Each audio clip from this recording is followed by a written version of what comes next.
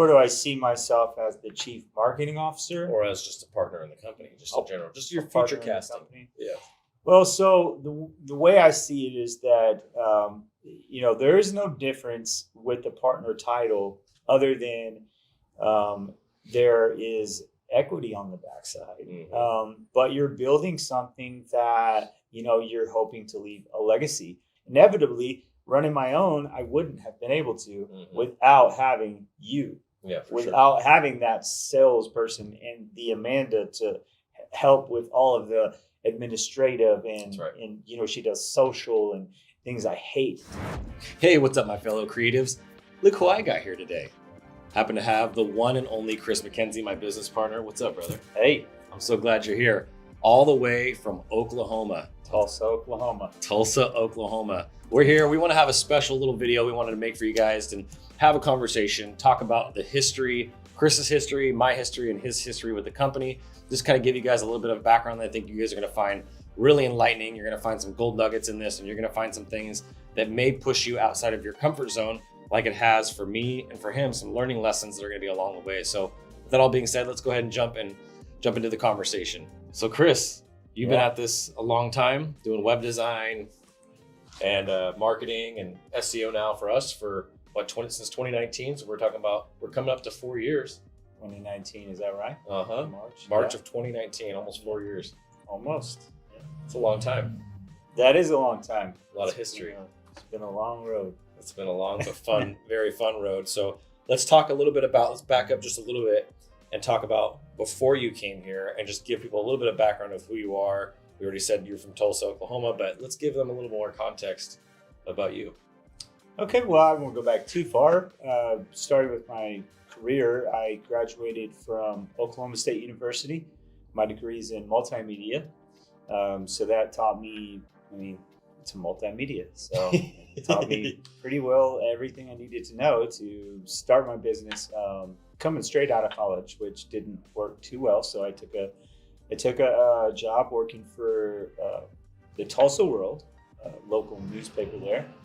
And that lasted a few years, stepped out on my own eventually, and that did go well for a long time, but eventually it fell apart. I turned to drugs and some various other things that led me to crime that put me in prison for a 10-year sentence. Ouch. So it was a pretty trying time, and during that I learned a lot about myself, how to overcome my problems and the things that got me there.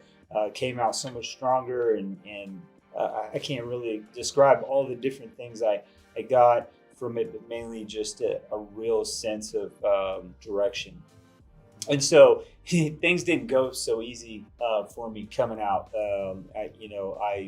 I tried so many different things to get a job, to run my own business, and it was hard because all the clients that I had before, their websites weren't there anymore. And I lost my computer. I didn't have anything to show for what I could do other than to say I graduated from college, really. And so it was very difficult. And so I started applying to jobs. As many of you know, it's easy to do with Indeed and all these different things. I say I probably put 1,000 applications in before I applied for your company. And, if it wasn't for you taking a chance on me, I started at a rate that I was uncomfortable with, with my pride and everything. It wasn't, it's not disrespectful for you or anything, but it was lower than what I felt like I was worth.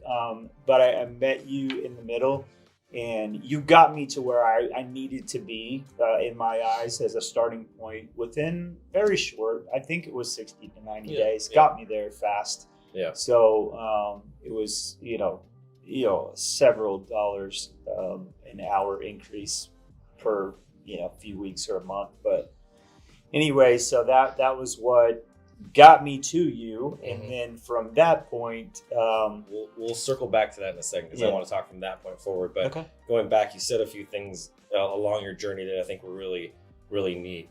Okay. While you spent that time really rediscovering yourself after graduating from college and building your own thing and doing well, and then everything falls apart, right? I think to myself, in situations like that, you don't end up in a situation like that without having something traumatic or hard happen to your life, because that saying that hit me pretty hard was hurt people, right? I've had a lot of hurt, a lot of trauma, and I've hurt a lot of people in my life. And I've spent a lot of time, energy, and effort, not just trying to help other people, but also now in the last few years, helping myself and healing myself so that I don't continue to create those same patterns and those same things in my life. And that's what I noticed about you, and just in the time that we've working together, is you've put so much energy and emphasis onto healing and working on yourself personally, professionally, spiritually, physically, in all these different areas of your life. And I think that's where a lot of creatives get stuck, is they don't realize that most of their business problems are their personal problems. Oh yeah. Yeah, it goes way beyond what you're doing in front of the machine, trying to get that job, prospect for that client. It's not about increasing your sales skills or becoming a better closer or becoming a better designer. Like, those things are important, but they're not going to handle and heal the root of the things that are going to affect and hurt your business, hurt your income, hurt your leadership skills, right? Because I've watched you as a leader in this company, which we're going to talk about here in a minute, change and shift over the years. And it's awesome to watch that. You wouldn't be able to have done that if it wasn't for you being open, being able to receive knowledge and information and wisdom, and being able to let people pour into you, and then you pouring into yourself. For sure. Yeah, no, that's absolutely right. And just to elaborate on everything you said, the truth of the matter is that we try to jump into things too quickly without doing the prep work. Mm-hmm. That's just the bottom line. And my willingness and eagerness to be able to pay my rent, led me to do the what's the book? How's he say it in the book that I'm reading? The Sales The Ultimate Machine. Sales. Pig-headed discipline and determination. That's it. I mean, that's it. Having that pig-headed discipline. Yep, absolutely. You said something right there, if we back up for a second, that I think is really good, is your eagerness to jump in and do what you've been doing, and being able to have patience in that. That's something that I've struggled with a lot, is just jumping too quick and skipping over steps and not doing that prep work, right? Not putting in that foundation first. And I feel like that's an area where, when we've had challenging conversations, you've always been able to pause, take a breath, and then be able to have an open, vulnerable, and honest conversation, which is really hard for a lot of people. They're just not able to go to that length or go to that place. So I feel like that's been a huge advantage and a huge point for you, of just being able to be open enough to be able to take that criticism, feedback, and information, and then be able to apply it. Because it's not just the information. It's, if you don't apply it, it's like, cool, if we have a great conversation, like, awesome, and then it goes back to the same thing. Like, well, what good was it? That's really, really humbling to hear you say that, because receiving things is not my area. So to hear someone say that I've done good in that way is a very big accomplishment for me, because not at all. Yeah. Not at all. And I think most people are going to have trouble receiving things they don't like to hear. Yeah, of course. It's hard. But I think regardless, where I always have been consistent is I haven't always received it great, but I've usually responded consistently across the board. And I think that's probably the most important thing. Even if you receive it well, but you don't change, then, what's the point? Exactly. So we got Chris's application. Amanda's actually the one that found him, which is our other business partner. And I gave away a little bit there, but Amanda's the one that actually found him, brought him to me. I talked to him and immediately was like, this is a great guy. I could just tell he was genuine, he was authentic. And I love giving people a shot. I didn't really care about his background. I didn't care what mistakes he had made. I just knew that he was trying to do something better for himself. And I've been there. I was there as a young kid, 18, 19 years old myself, just looking for somebody to give me a chance. And there were people that gave me chances. The first guy that let me pay my deposit and payments when I got my first retail location. So being able to give other people those types of things has been a big part of my core values. And that's what I think has created a bond between us and has really helped us overcome challenges along the way. It's just being able to know that you're dealing with somebody who's a giver and not a taker, right? Yeah. I think that's a big shift. And that's where you and I both have that common kind of core value as well. Is just, we like givers, people that are just coming in to just make money or to just, take care of themselves and they don't really care about anybody else. Those are not real lasting relationships that will really yield any fruit. Yeah, There's no fruit in totally, that. You know? totally. That's been my thought as well. That I can tell that this is not just about the money. It's not just about growing the business. It's about having a unity within an organization that we can, with our combined gifts and talents, create something that will impact the world and change, things that need to be fixed. I think the unity, that pack mentality, just that loyalty that we embody as a company is really important. I think that's a big key. And as a web designer, right, there's going to be people that watch this that are also going to be web designers. Before you came on board, there was a lot of challenges and things you faced. What do you think was that shift for you from being frustrated, putting in 1,000 applications to now, oh my gosh, I got this gig? What was that? What drove you to be able to get and change your situation? What advice would you give to somebody that was you yourself? Talk to yourself in April, or let's just say February of 2019, when you were out there looking. What advice would you give to that Chris? Well, I don't think that Chris needed the advice as much as the Chris before prison, because that was the Chris that really needed the conversation, because he wasn't willing to sit and put in the applications. He wasn't willing to work for less than what he felt like he deserved. He wasn't willing to be consistently given rejection after rejection after rejection. Yeah. And it's that, I think of the Will Smith movie where he's Pursuit of Happiness. Yeah, I mean that's it. What is the pursuit of happiness? It's a pursuit towards something that is paved with heartache after heartbreak, after torment, after blood, sweat, and tears. Yep. And it's not pretty, it's not comfortable, and unless you're willing to go through that uncomfort, you're never going to reach that place that you want to be. And I think it's important too to understand, like, the journey is the destination, right? The journey that we've been on, like where we're going and our visions and all these things are great. But this journey that we've already been on, if I were to be gone tomorrow, I would be so satisfied looking down on this life that I've lived, knowing that the journey that I've been on with you, the journey I've been on with Amanda, the journey that I've been on in growing this team and this company with you has been super rewarding in itself, been challenging, rewarding, a lot of different words, a lot of joy that's come from it. And so I think that's an important lesson for people to take away too, is just to enjoy the process. Because a lot of people get caught up in, I need, right? That's all of a sudden that scarcity mindset. Like you said earlier, you were just needing money. You just needed to pay your rent. You're operating from a place of lack rather than where you're operating from now as a place of abundance. Exactly. And then, it's not just those people like myself that, strung out and making all kinds of bad mistakes, being lazy, being, disorganized. It can be the person that has a decent job, or maybe they have a great job on paper, but are they really happy? Are you comfortable, or are you content? Right. And in being discontent is sometimes one of the things. It's not about necessarily, I want more, but it's about, are you fulfilling the passion for your life? My job right now, is not my dream job. I'm still not where I want to be completely. But the deal is, I'm still willing to do all the stuff that I know that I'm going to have to do to get to that place. I'm still not there yet. Yep. And I'm still years later now. Would you say 4 years, going on 4 years later, I'm still not there. And I'm still putting in that work to get to where I want to go. Playing the long game. Yeah. And that what you said there about the content, you reminded me of something, is there's a lot of people that are going to watch this that have the great job, that have the career that they wanted to have, whether they're a motion designer, whatever that is, but they're complacent. There's a difference between complacency and contentment. Oh, I could be content right now. I mean, we're doing good. We're doing good. I don't have to push. I don't have to constantly work. I'm working a lot compared to what I could do just to skate by. Exactly. You know what I mean?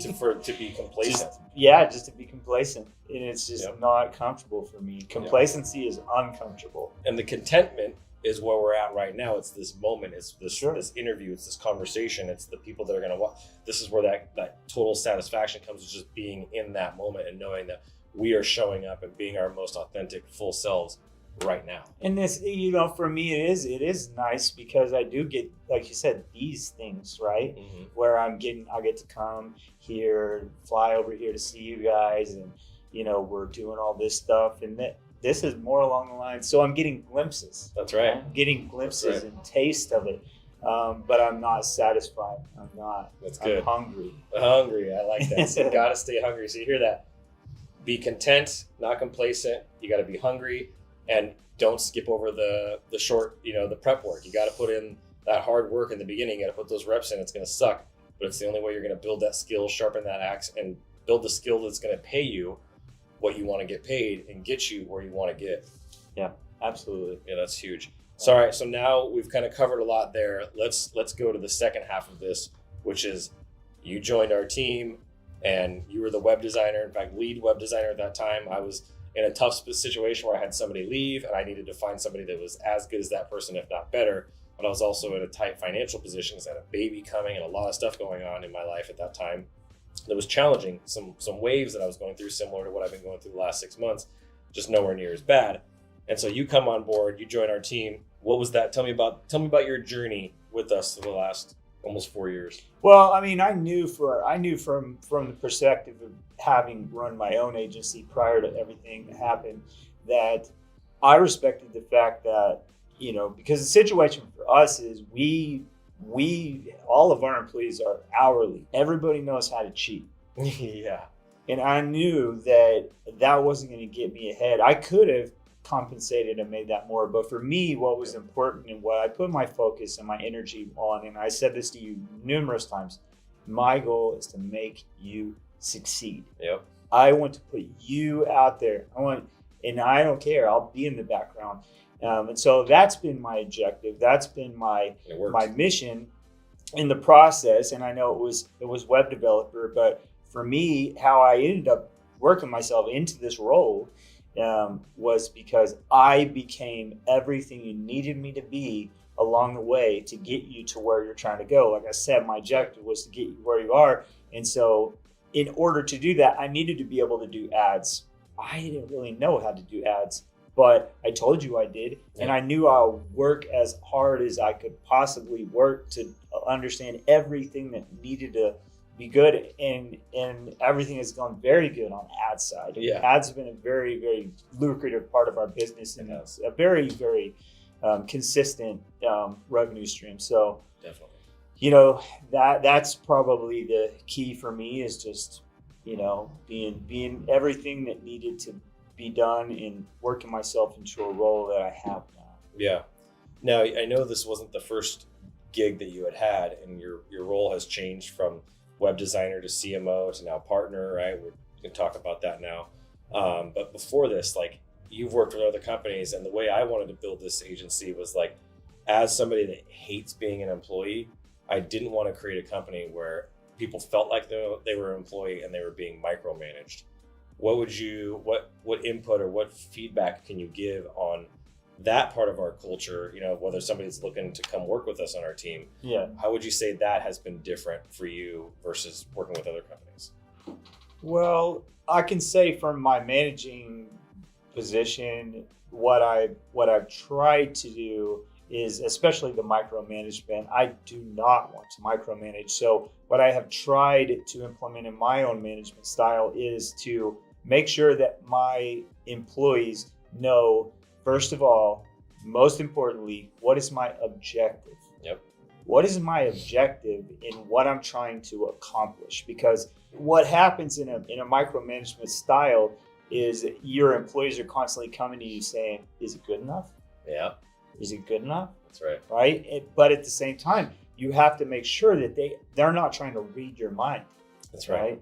So, which makes them afraid to push the limits and make mistakes. Yeah. I mean, your people will impress you if you give them a shot and let them have free reign. And so you did that with me completely. Mm-hmm. You didn't want to get in the weeds of it, and that's really what helped me, to be able to show what I can do, because I met those expectations, exceeded those expectations, and then tried to get my own team to do that as well. Exactly. So then you moved from web designer over to CMO, which is, for those of you that don't know, is Chief Marketing Officer. He handles the ad campaigns, the SEO campaigns, the website builds. I mean, he's handling 90%, 80% at least of all of the marketing that actually happens within the company that gets fulfilled, right?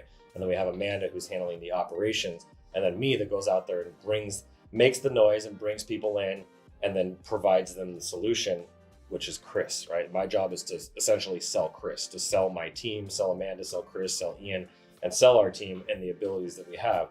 So now you've taken up this role of CMO, and you've been able to add, as of last year, middle to the end of last year, the partner role onto your title, Chief Marketing Officer / partner. What's that like? Where do you see yourself, and where do you see that kind of going? Where do I see myself as the Chief Marketing Officer? Or as just a partner in the company, just in general, just your future casting. Yeah. Well, so the way I see it is that, there is no difference with the partner title other than there is equity on the backside. Mm-hmm. But you're building something that, you're hoping to leave a legacy. It's phenomenal that I was able to get to where I am, because when I didn't want to put in 1,000 job applications, I just wanted to do this. Yeah. Right. And so it worked out where I was able to do this, because inevitably running my own, I wouldn't have been able to without having you. Yeah, without having that salesperson and the Amanda to help with all of the administrative and she does social and things I hate. Well, and I couldn't have done the same in reverse, and neither could have Amanda. And sure. And because of that synergy between the three of us, we've gone from a $500,000 agency right around the time you came. I think it was 400, 450, somewhere in that area, to now over $1 million agency, right? That's a huge shift. We've more than doubled our income over the course of that time, which is a huge shift. And now we're pushing up. We're going towards the $2.5 million goal. That's kind of like the new goals that we're setting. And we've shifted and pivoted our entire brand towards social impact, right? Yeah. So like that's something that you and I both have in common, and Amanda has in common. Like, we are not interested in just the money grab. If we wanted to just make money, you would have applied for a job that offered you twice what we offered you in the beginning, right? You knew that there was something bigger at play here without even knowing. You knew that there was something there that was pulling on you, that's pulling towards you to do this and to make the sacrifice on the pay. And so that character and that long-term vision is what I saw in you. And now here we are, pivoted into a completely different type of company than when you started. Like, yeah, sure, we're doing marketing and advertising and graphics and websites, but the types of clients that we go after now and who we want to work with is completely changed. It's completely different. We're not looking for just the guy that wants to get rich and just make as much money as possible, right? Absolutely. Yeah. Yep. Well, I do believe that is the direction that our agency was supposed to always be going, but it takes time to figure that out. And having a team that can talk and communicate. I mean, you definitely came up with that one. Yeah, that one came in an interesting way, and that's another story for another day of how that came to me. I'd be interested to share that with you guys, because it's kind of along the health side of what we do, and that's what Chris and I are all about with Instagraphics, and what we're doing with the agency is being well-rounded is in your health, your wealth, and your relationships. These are 3 core areas that you have to have, and I think this is just a really important piece. So that's what we're focused on. I was able to come up with that social impact idea. Chris and Amanda both didn't even hesitate when I told them about it. They were both on board with it right from the get. And it's been, at first we took a hit financially, but it was very quick where we were able to not only bounce back, but do way more than that. I would think it was like a month after where we had our biggest month ever. Now we're a 6-figure a month marketing agency, and we're pushing, way past that now. So we're really looking to make some big moves. I know from my perspective to you, I appreciate your patience with me. We've had hard conversations. I've made mistakes. He's made mistakes, but we've used those as building blocks to build us and elevate us to the next level and to continue to grow. And so I'm just super grateful for you. I'm excited about where we're going. I think that we're just still really, honestly, at the very beginning of where we're going to be another 5-10 years from now. It's going to be amazing to look back and see this interview. And I'm just super humbled and thankful for all your hard work and dedication, man. Likewise, everything you said plus more. So it's going to be a fun journey. If you're not already following us, part of our community, definitely hit the like button, subscribe button on this. Drop a comment, introduce yourself. If you're a web designer and you want to get to know Chris, the easiest way to do that is to get into the Instagraphics Pro Network. It's on Facebook. We also have our own community that you can check out. You can sign up for if you want to be a part of that. It's a paid community. But check out Instagraphics Pro Network. There's a link down in the description of this video. And man, I'm excited that you got to watch this and we get to share a little bit of our journey with you. So, all right. Thanks, brother. All right. Appreciate it. All right, guys. I'm Adrian Boysel. Chris McKinzie. Keep looking up.